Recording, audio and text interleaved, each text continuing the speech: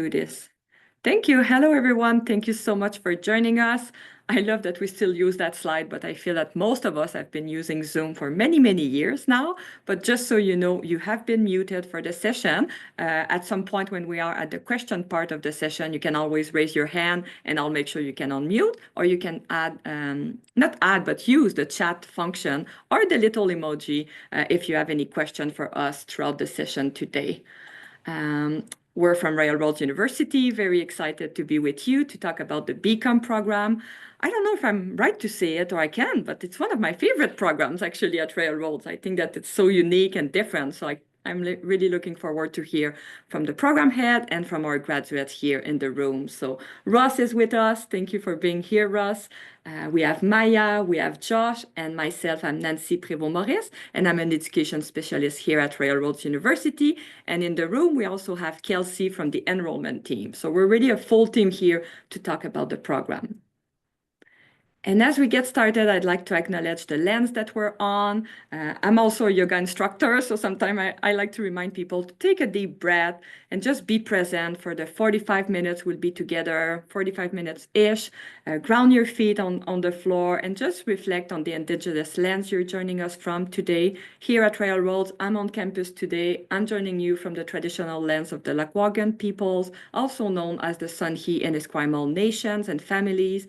And it's with deep gratitude that we learn, work, play, do so much on those lands where non-Indigenous and Indigenous people, students, staff, and faculty come together.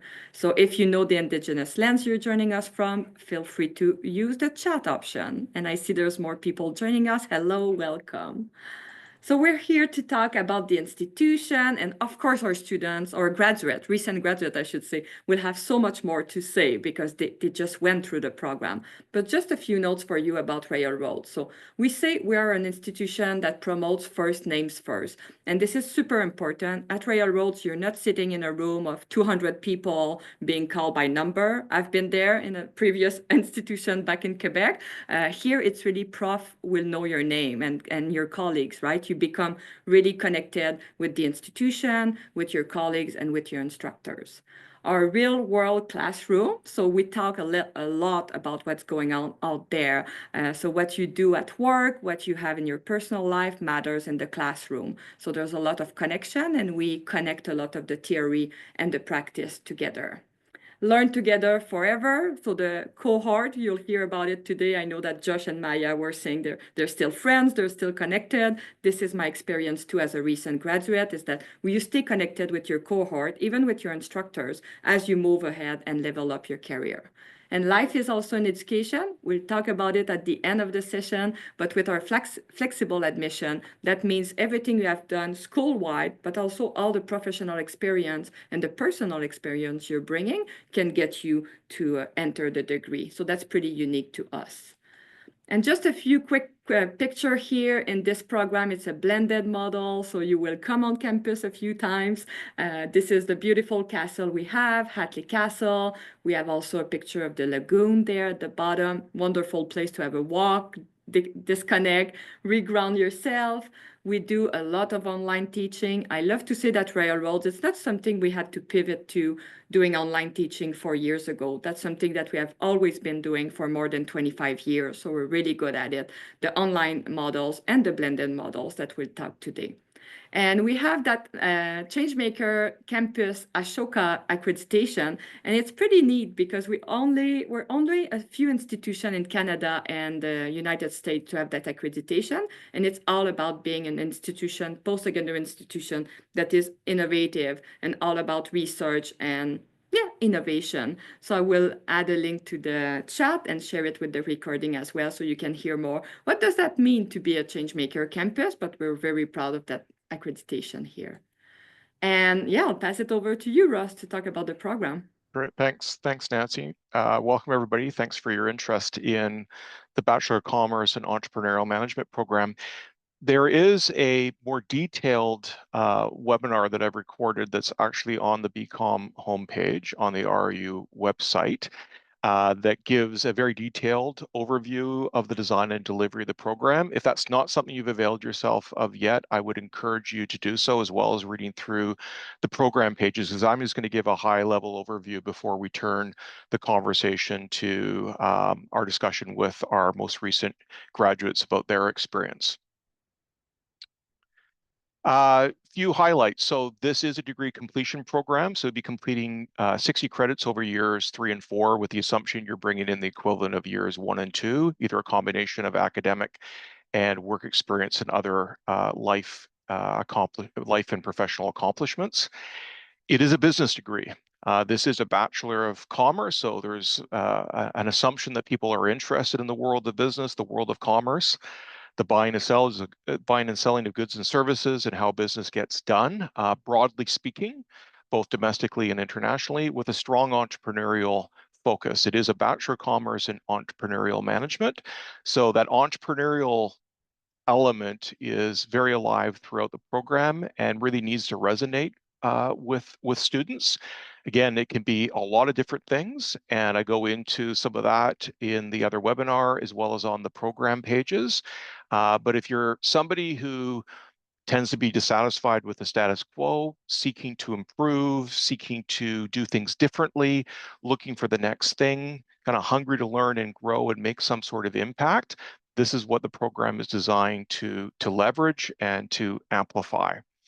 As Nancy said, it is a blended delivery model. So what that means is the vast majority of your learning will occur online, but live. It's not correspondence. So depending on what your experience is, maybe with some other institutions, Royal Roads prides itself in offering a much more engaging and interactive online student experience.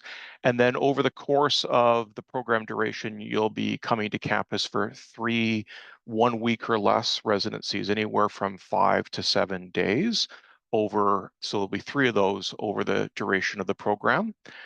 Program is designed to support those that are working to advance their studies simultaneously. So it is part-time, but I like to say it's full on. Maybe Josh and Maya can speak to this as well. You'll be taking 2 courses at a time, and that might mean up to 20 hours per week. So it is a significant commitment, but it's designed to enable those who are otherwise engaged in their professional pursuits to also advance their academics as well. As Nancy said, unlike what happens in a lot of institutions, colleges or universities, where you are one amongst a multitude in most classes, I like to think of what we offer is more boutique-like. Our classes are small. In the BCom, 20 or less, 15 to 25 students. That is an outlier experience at most business schools across the country. The curriculum is particularly tailored around the entrepreneurial management focus. There's no electives. It's a fixed menu design. And the curriculum is also always going through review and update. And there's a strong emphasis on applied and experiential learning. The current iteration of the program design has students landing on some sort of entrepreneurial itch by the end of the first half of the program, and then spending the second half of the program actively exploring that and building that out into a business model and business plan that you could activate if you so choose while you're in the program or once you graduate. As I said, you get to learn while you work. And so the benefit of that, as opposed to removing yourself from the workplace and going to school full time, is you get to reflect on and apply the learning that you're learning in any given week, month, or quarter in the program, and think about, what could I do with this? How can I seek to apply this in my personal and professional lives? And it becomes this virtuous feedback and learning circle. The diversity of the cohorts. So it is a cohort model. So you join a group of fellow students, and those are the folks that you'll be going through the program together with. I would say that we probably have the most diverse demographic profile of our learners. So ages range from mid-20s to mid-50s. That is not what you're going to see in BCom or BBA programs in other institutions. And so people are bringing a diversity of life, work, and academic experiences and backgrounds to the classroom. It allows us to start the conversation at a different level and allows you to relate to the content differently than if you were more of a traditional undergraduate student at year 3. And ultimately, despite that diversity, I believe that what draws people back to school and to Royal Roads is the sense of unfinished business. There's something left for folks to do, achieve, accomplish, become, and they view education as a key component to enabling that and are otherwise dissatisfied with the status quo. They want something more or different in their life, and they've, as a result, decided to come back to university. And we are designed for that type of learner. We specialize in adult learners who have, as I said, some work and life experience behind them and have now chosen to come back to school to position themselves to accomplish more. There's 2 ways of admission into the program. One I like to refer to as kind of the academic pathway. So if you are somebody who's already got the equivalent of 2 years of undergraduate coursework behind you, so the equivalent of 60 credits, I like to think of 24 at the 2nd year level from another college or university recognized in this country or internationally with a B average. That would be what we refer to as standard admission or the academic pathway into the program. And we are unique in the sense that we offer something called flexible admission, what I refer to as the experience pathway. So as Nancy said, we value and appreciate that people bring more than simply their academic backgrounds or prior coursework. And as a result, we look at applications for experiences and accomplishments beyond what people have done at college or university and factor that in to making our selection decisions. So if you don't meet the standard admission requirement, we'll look to you as a flexible admission prospect. And we'll look at your application holistically to see what you've done, what you've accomplished, who you're seeking to what you're seeking to do more of, less of, or differently in the future, and make our application and admission decisions based on that. The lighter your academic record is, the more we'll be looking to what you've accomplished professionally, including your work experience. So we'll be looking at your other pursuits and accomplishments. And Ross, I would say, yes, if I please, might please. ask you, I think in our discussion yesterday, I love what you mentioned about students sometimes think that they don't have enough, that they're not ready. And finally, when they review the file, when you review them, you're like, oh, wow, you're a great Yeah. candidate. Yeah, don't opt out. Think, oh, I don't qualify. You're probably more qualified than you think. And because of how flexible and open we are, with what we look at in terms of the the application admission process, you're best to talk to somebody and put your name forward. I would say that we are, yeah, I think we're the most holistic and the institution that considers life beyond academics alone more than any other place, and that makes us unique, and that's why we have the demographic profile that we do in our programs. You pay an admission or an application fee. There is a number of supporting documents that you need to provide in addition to filling out your application form. So transcripts from other institutions that you've attended. We want to see a detailed resume. So this is not just like a bullet or two. We want to really get a sense of the scope of responsibilities you've had, the things that you've accomplished in and outside the workplace. This could be through athletic or other pursuits, volunteering experience, informal learning. Again, there's more information available on these requirements on our website. For those who are coming through flexible admission, we also want to see a personal statement, although I think that's valuable even if you're a standard admit. It gives you an opportunity to reflect on why you're applying and thinking about what is it you want us to know about you and your suitability for the program. And also a letter of reference for flexible admission students, and then English language requirements if you're not a natural English speaker. Okay, great. And some key dates coming up. So our next intake, so we have 2 intakes a year, spring and the fall. We just welcomed our latest fall intake to their first residency just a couple of weeks ago.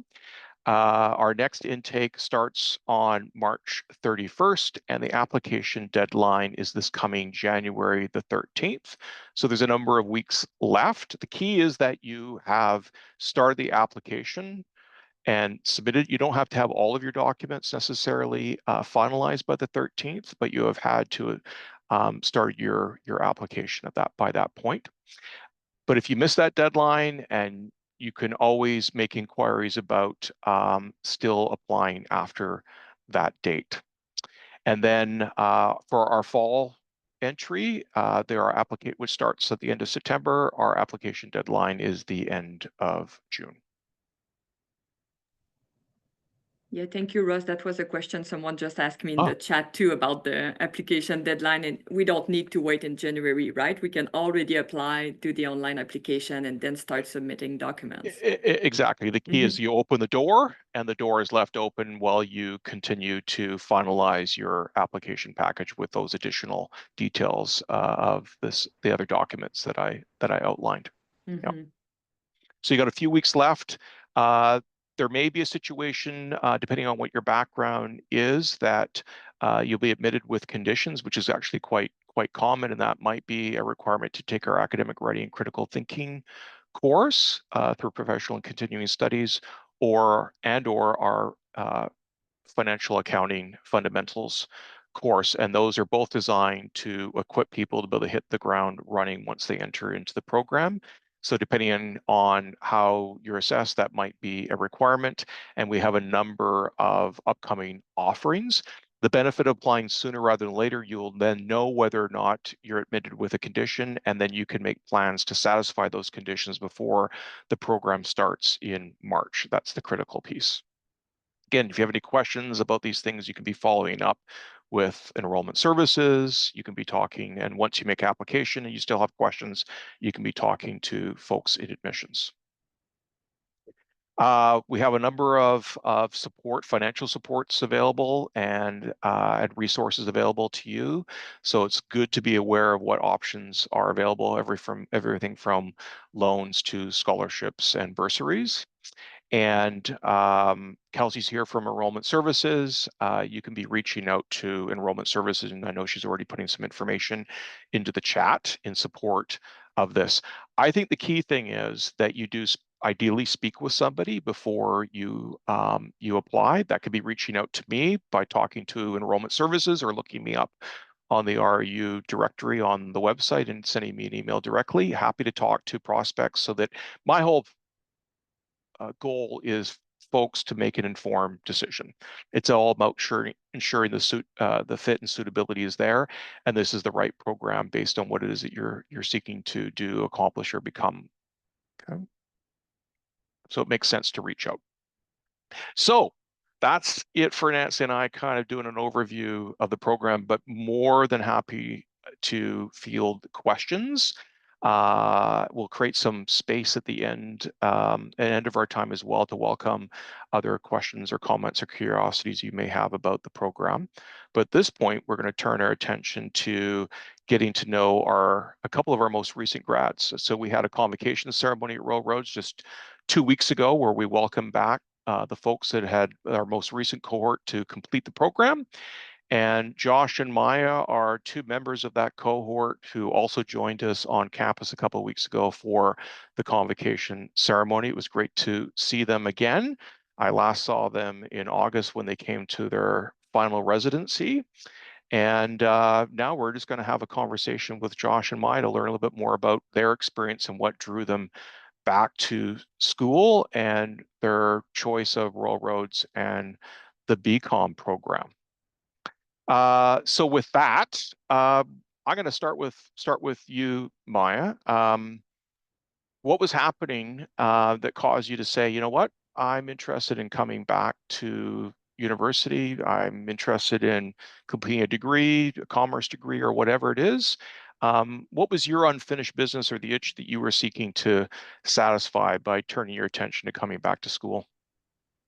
Yeah, thanks, Ross. So I I work in the trades. I'm in construction in Alberta, and I was finding myself pretty frustrated with my inability to move anywhere else in the industry, or just not a lot of flexibility with sort of moving off the tools. And if anyone's ever worked on the tools, you can't do that forever. We all get old eventually. And I had previously started a business program through the U of C, probably about 10 years ago. And so I knew that a Bachelor of Commerce, particularly, I was in an entrepreneurship program previously, but that was the road I wanted to go down.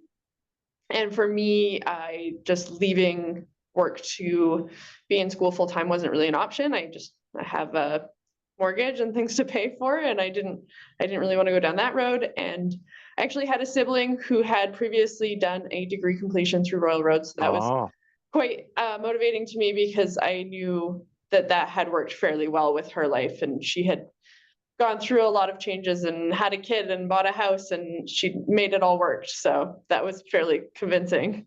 right. So that experience and hearing about it was kind of formative in your choice. Absolutely, yeah. And did you look further afield at other options before you decided to confirm your choice being with Royal Roads? uh, in terms of in Canada, I didn't actually like I sort of knew about the Athabasca programs, and I knew about some of the other programs and wasn't super enthusiastic about them. I did like having a little bit more in-person aspect. That was important to me. Not just the sort of correspondence Right. version of doing remote education. And the flexible admissions was actually important to me, because I hadn't finished quite enough of my Right. previous degree attempt to just fully start a completion program anywhere. So And there's an example again. What makes Royal Roads and the BCom different is that we value people's diversity of experiences, and we saw in you being a Red Seal tradesperson the value in that. We've had many other tradespeople come through the program, and often they're of a business mind and want to upskill and equip themselves for more beyond the tools. And so it's been great to have you in the program and bring that richness of background and experience into the discussions that occurred throughout your time in the cohort. What about you, Josh? What was your motivating factor? What was the itch or unfinished business you were seeking to satisfy by coming back to school? Sure. Yeah. Thanks. And hello, everybody, and to those joining online.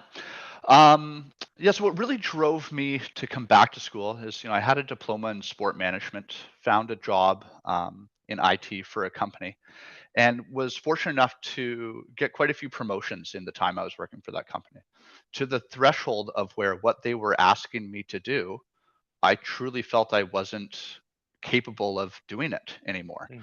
So I needed more tools. I needed more strategies. I needed more frameworks in business to accomplish what was being thrown at me. What really drove me to Royal Roads is, the entrepreneurial management aspect of things, or the way I define it in big business is, change management and Hmm. innovation. Hmm. Um, Personally, I don't believe that this program is just for people that want to start a new business. I Oh, truly believe that this can be expanded to big business thinking and how to make change occur. yeah, So that's yeah, really what drove me, is not just to have another standard business degree, but right, how can we actually implement change in right. business using So products. for both of you, that there was an element of the ethos as you understood it about the focus of the program and that resonating with you, even if some of it wasn't fully understood before you started the program. Were there other factors that influenced your decision? So Maya, you spoke about needing to be able to work and study simultaneously. Not every program is designed to do that. You can't become a full-time on-campus student. Were there other factors that were important in either one of your considerations? Were there Yeah, some practical or other I think you hit on the head. Just being able to work while learning, that was obviously critical for a working professional. Um, And yeah, this just offered the highest amount of flexibility, but it not just being, take these courses, get a degree. It felt like we were doing something a bit more real. right? Duration, did that have an influence? Hence 2 years, that's for sure. Yeah. What about you, Maya? Anything else beyond your family members' experience and your need for some flexibility? Anything else that was influencing your ultimate decision? I would have to say again, just not to underestimate it, that the entrepreneurship is an important part, because obviously a lot of universities offer that, but there's so many different streams of business that you can go into. So entrepreneurship was kind of the main motivating factor to me.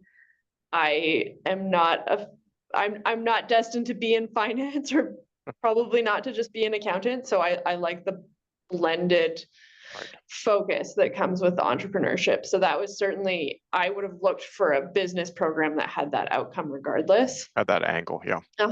Yeah. Great.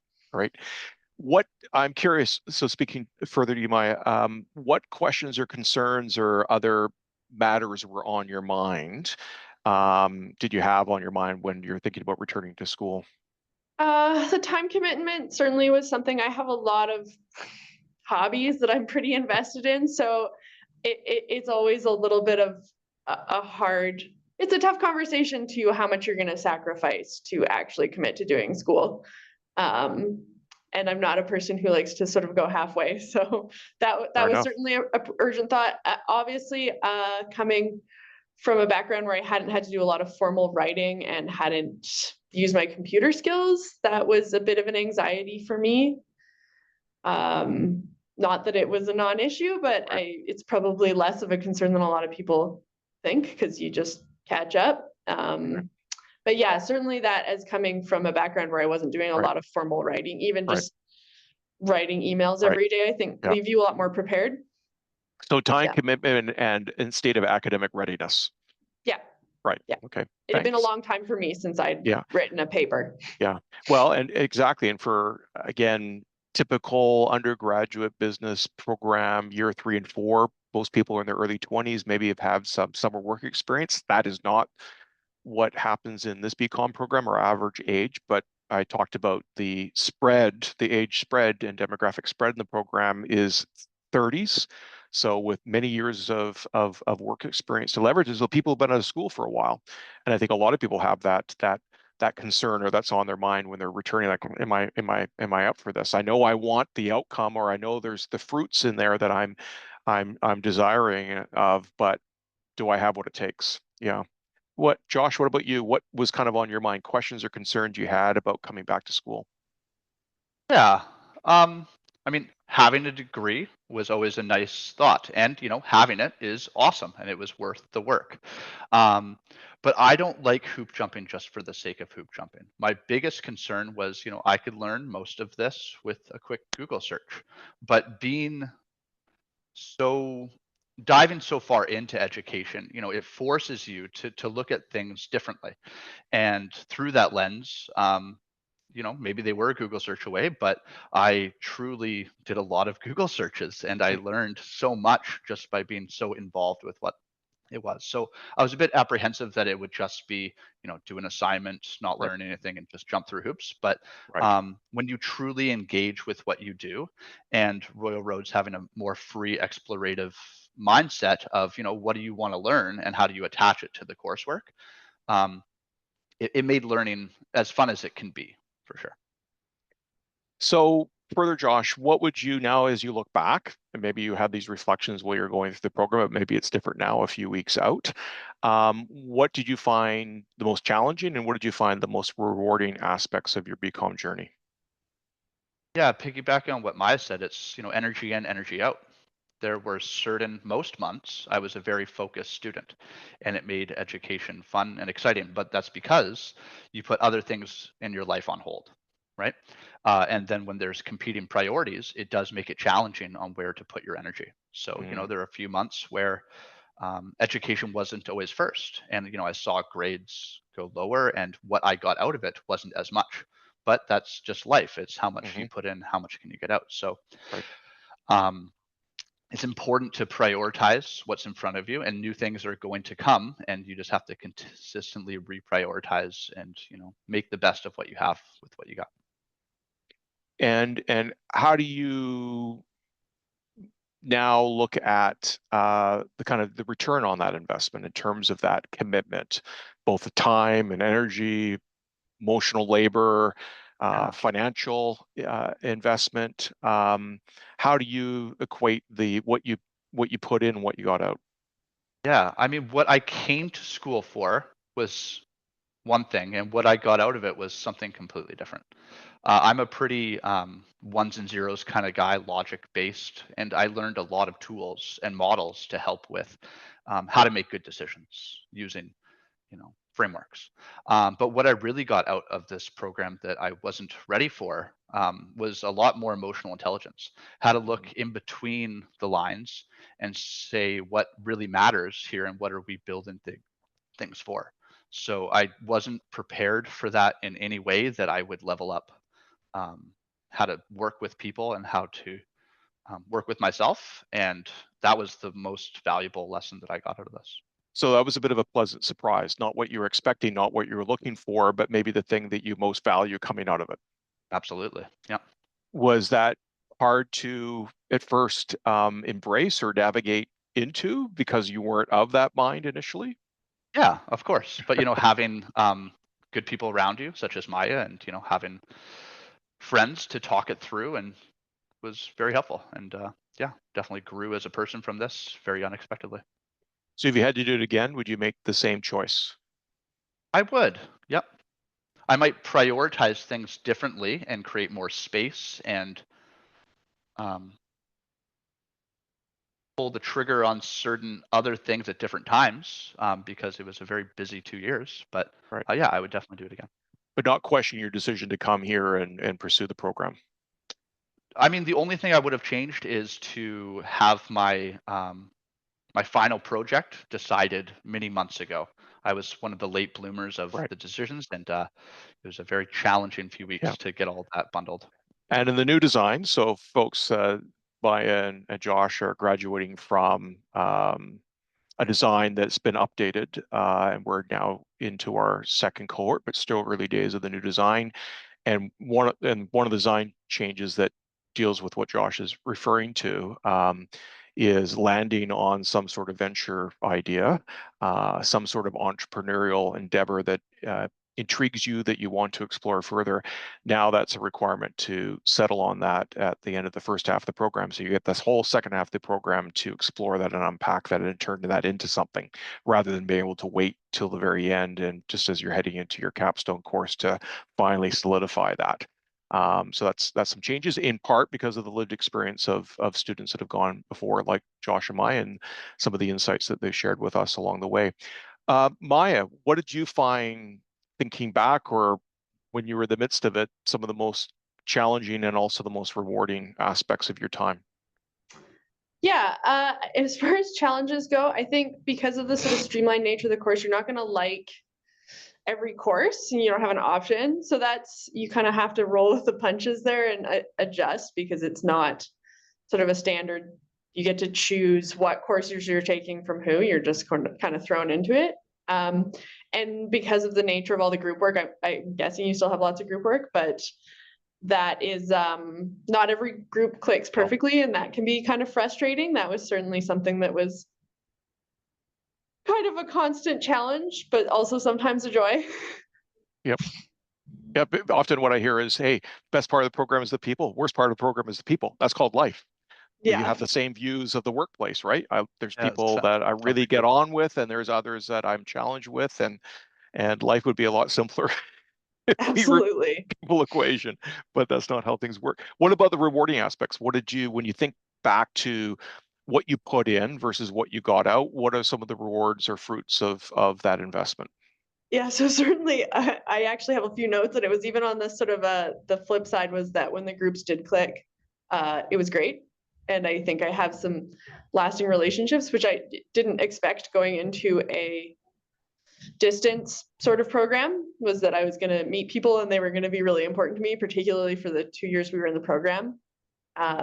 Those relationships were really, really key to keeping me afloat. And then in terms of just going into work, I feel like I have a very holistic understanding of a lot of the little tools that go into sort of a small, medium-sized business, very applicable to where I am. It's nice to have just little pieces of anything from formal writing to accounting to some of the soft skills that Josh was talking about. It's great. So yeah, just a bigger picture of being able to look at how an organization works and sort of fit in there.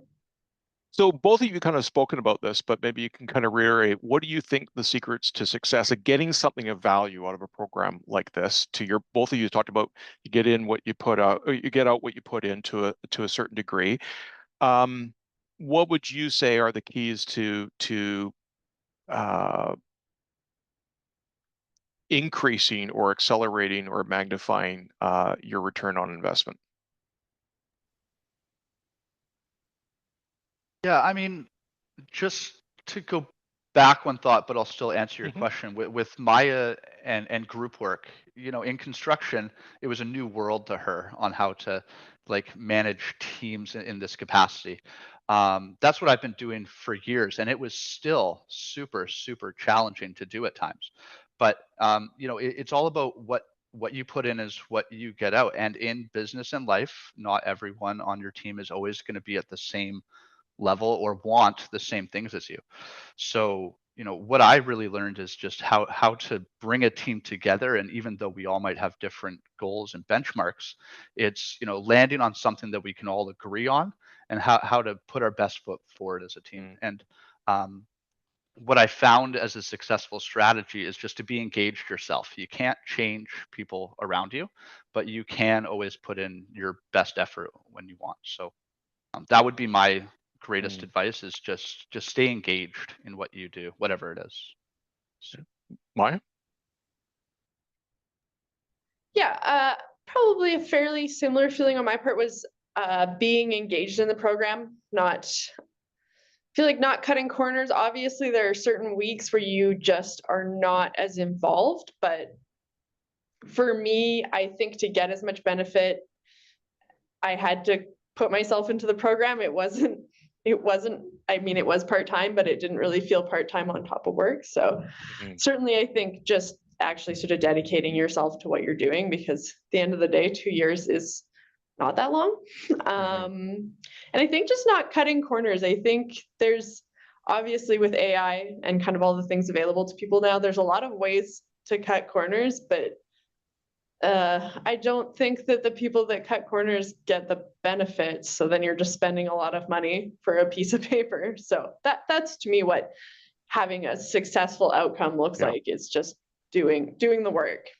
It's kind of so yeah, investing in yourself, engaging in the learning to your full extent, knowing that your other competing priorities and having to navigate through that, being realistic, I'm assuming, about what that extent of commitment looks like, and also the rewards that will come by being so committed, and not looking at it as a transactional relationship, is what I'm hearing from both of you. That if you approach it transactionally, I'm just here to get a credential and tick a bunch of boxes, but I'm not really paying attention, I'm not involved, I'm not reflecting on what it is that I'm learning. My own view is that you'll end up in the same place that you started, in terms of not really having anything that's affecting a difference in your life. Both of you were people that invested themselves, and I think as a result got some rewards from that. Josh, sorry. Yeah, I would mention getting out of your own way too. Generally, business leaders are pretty opinionated people with their own ideas. But that can only get you so far in the dance sometimes. And education is supposed to be about learning new things and trying new things. So it was very often that I would go in with an idea of a class or what I think it's about, and by the end, having a completely different perspective. And the only way that was achievable is to question my biases at every turn. And that can be done, through teachers or classmates. So that open-mindedness, remaining curious. Maya, you spoke about, hey, and I mentioned this, kind of a fixed menu.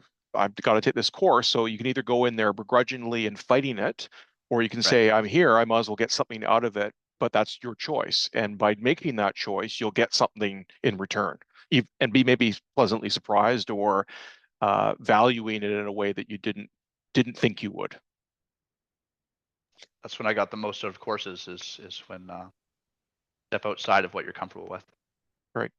So for both of you, what advice would you have? We've got some prospects with us. Many others will be viewing this recording later. What do you think is the advice or things that you think people should be considering and thinking about? Putting yourself now, a couple of years back, what would you wish you had known or considered or thought through in the decision-making process?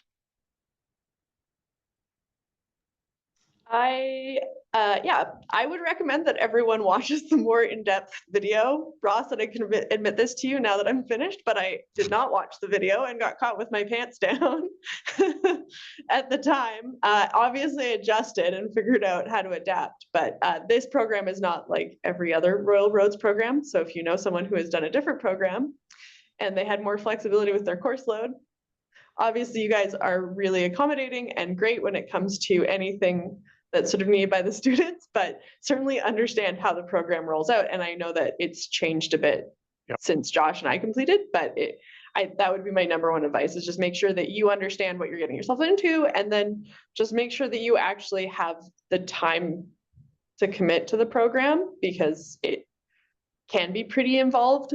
Again, it sounds like there's a little bit more downtime now built into it, which is awesome, and probably really, really helpful, but it's just good to know that, you don't have other things that are constantly gonna be taking your attention away, because it's just hard. It's hard to stay with it, and it's really nice to stay with your cohort from the start. I think that was the greatest thing about our cohort. I think we had almost everyone stay from start to finish, so it felt like there was a really great support group because of that. I just don't know how I would have sort of done it. What would have done it without all the different individuals who had input and help, and who I knew how to work with them because I knew how they worked already. It would have been really hard to have to switch to another cohort. I would really just make sure that you like the timeline and you want to stick with those people, and you get to know those people, and you make those relationships really matter. Well, I've certainly heard from many others that have gone before, is the cohort model and not being in this alone, not being ships in the night, like often the undergraduate experience was a difference maker between completing and not completing. Being supportive of one another and encouraging each other and challenging each other when it needed to happen. That's one of the benefits of being part of a learning community rather than an individual undertaking some studies.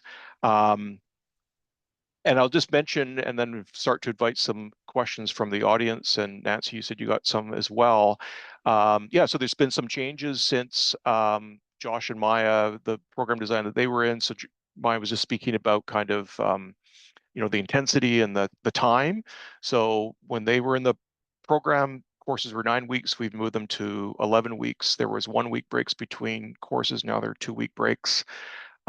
Week 6 is now a flex week. We're kind of like a reading week or a catch-up week for folks. So we've been making some changes, and the newest groups will be experiencing the benefits of some of those changes. And we've also resequenced the courses. The courses are going through further updates. Names are changing, focus is changing, and the other big difference is this idea that you spend the first half of the program exploring, discovering that itch that you want to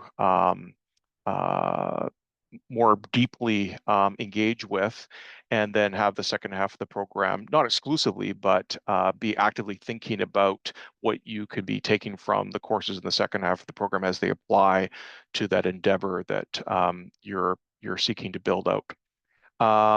So let's thank you both. Let's open it up for some comments or questions from others. Nancy, you said you got some questions Yes, from the audience? I'm trying to summarize everything. It's mostly comments that people have been sending me, but no, thank you. Such an inspiring conversation. Thank you, all of you. And I think for me, as I work also in the Career Learning and Development Center, I'm curious of how did that help your career? And it's not always getting a new job or a new role, but it's like, how do you operate in your team differently?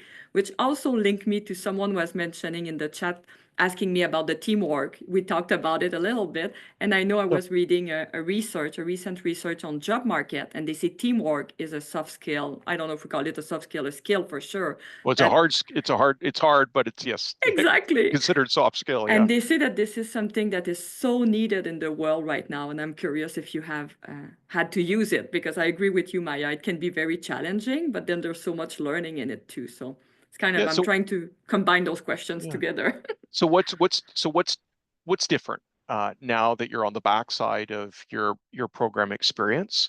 What have you already started to experience different in the workplace, or anticipating, or things you're going to do more or less or differently moving forward as a result of completing your BCom? Josh? Everything's different. Yeah.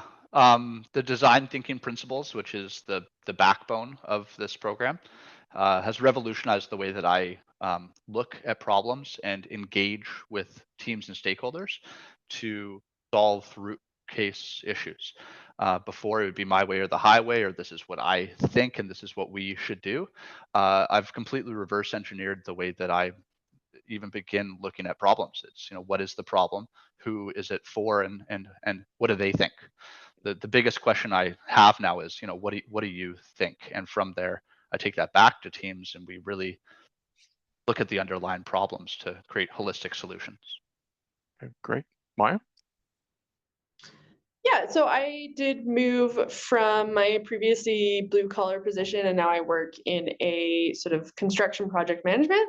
So that is obviously a really glaring change. And then again, talk about all the teamwork. I come from a sort of niche background where the joke is that people get into it because they can't work with other people. So probably for me, it was really valuable to spend a couple of years, beating my head against also enjoying working with other people. Huge. And then I think for me, a lot of the courses we took, there were things I knew about parts of it, but it really just gave me a lot of confidence in my capacity to understand, again, all those little facets of what a sort of medium or small business does. I took enough accounting courses that I may not be an expert in accounting, but I can kind of understand what accounting is doing. Or, we do a lot of project finance. A little bit of finance goes a long ways. And yeah, just more confidence in my ability to actually apply myself to a role and know that I know what I'm doing. That's huge to me, just the confidence. And Nancy, to answer the question around kind of the teamwork piece, we're always seeking to find that balance. In courses, no more than 30% of one's grade is based on teamwork, and we've been finding more opportunities to create more space for individuals to pursue their own individual interests, and then be more intentional about when the formal collaboration starts. The benefit of being in a cohort, even if there's not formalized group or teamwork in a course, is that you're in the experience together, and there's still meaningful conversations that are happening about the content or the learning process that students are engaging in. And I would say that we've, if anything, we are, I wouldn't say lightening, but just being that much more intentional about when it shows up and how it shows up to make it as impactful as it can be. And it's not simply doing it for the sake of doing it. You don't need every course doubling down on the same learning outcomes to move the needle for learners. And so when I first came into the program, almost every course had formalized teamwork. Now we're less than 50%. We're probably about 30 to 40%. And I think that's a more healthy balance. And with some of the other changes, with people spending more time in the program unpacking their specific entrepreneurial endeavor, all the more reason that people also have to get focused on what's important to them while they're going through that experience with others, but not necessarily having it always be formalized. Other comments, questions, either Josh or Maya, or from the audience, or Nancy? I would just echo that teamwork is one of the most important skills that you can have in business. And whether you like it or not, that's reality. So you got to learn how to work with all different kinds of people. Yeah. And I learned so much from my cohort, like almost as much as the actual courses themselves was Yeah. what people brought in with their experience Yeah. and how they see the world and how they would implement their ideas. And that's more akin to what people experience in graduate school. So I don't say that to intimidate folks, but to say, hey, you're going to get an experience that was unlike my undergraduate experience. And I would say the vast majority of undergraduate experiences across the country, where because of the profile of the people coming to the program, there's so much to learn from each other that would be hard to have that same level of conversation in the standard classroom, not only because of the sheer size of the cohort or group of people that you're with, but also just because of the limited life and work experiences people are bringing to the table. And so I think it's great that you learned as much, maybe times more, from each other than necessarily the core structure itself. That's the design. That's what we're hoping to realize. Other comments, final reflections, thoughts that you have that you think should be on the mind of prospects? For me, the price was right. You can work from home and get it done. And if you're gonna do it, jump right in. Don't put one foot in. Any final thoughts from you, Maia? Yeah, I just, again, not to underestimate the ability to have a program that is distant, but also still engaged the whole time. And that probably speaks to how much Josh and I have been discussing the sort of group aspects and the teamwork, is that that brings a really different level to just have other people that you're going along on the journey with, and different people that you might not interact with all the time. That brings a lot to it. I mean, my final thought is echoing what both you said. And I believe this, almost any sphere of life, you get out what you put in.